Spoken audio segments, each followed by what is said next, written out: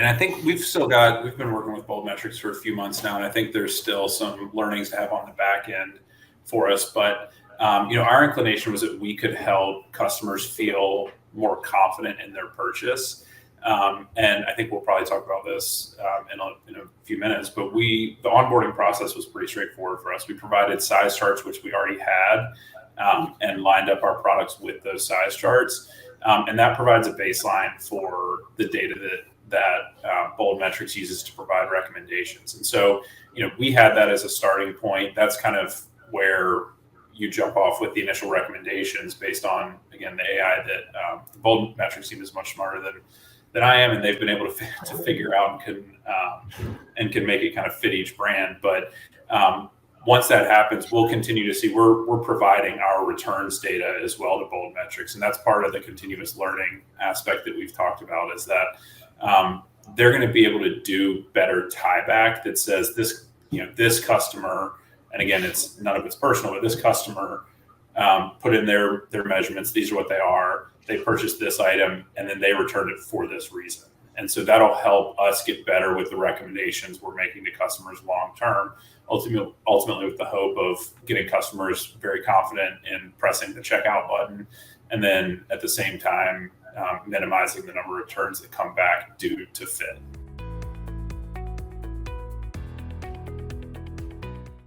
So we had definitely evaluated other solutions. We had never had one in place. And the barrier to implementation was always what we viewed as kind of introducing new hurdles in the purchase funnel for our customers. And so when you get somebody on site, you've paid to get them there typically, or they're coming back, you have pretty limited kind of span of interest for them or time that they're going to dedicate to your brand. And you want to throw as few hurdles in the way as you can. That's why Amazon has one-click checkout at this point. Mm-hmm. And so for us, adding something like this is something that we thought could help with conversion. It could help with AOV. It could help mitigate returns.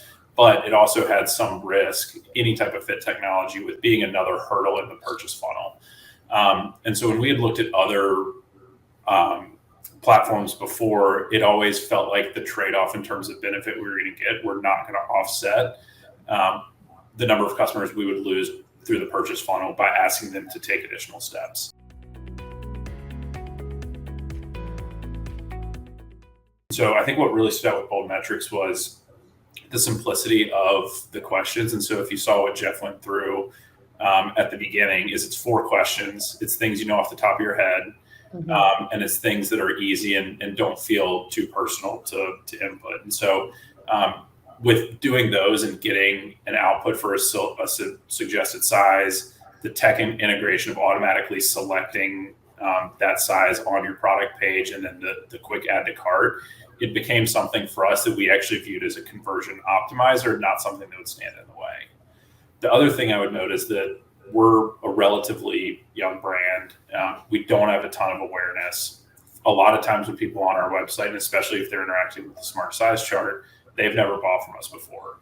And so one of the things that other providers offer is kind of a comp from a larger brand that you may know. So what size are you going to wear at Pact? Well, tell us what size you wear of your favorite jeans. For us, we didn't love that because you're reminding a customer who's never bought from Pact that you already have a favorite brand that you love that fits you perfectly. And so we're essentially giving them a reminder, hey, why don't you just go buy from this other brand? Right, because it fits and it's like, why even bother? Exactly. And so, why do we want to tell customers to go elsewhere to think about another brand when we've got them kind of within the Pact funnel and interested in shopping and kind of learning about what we do?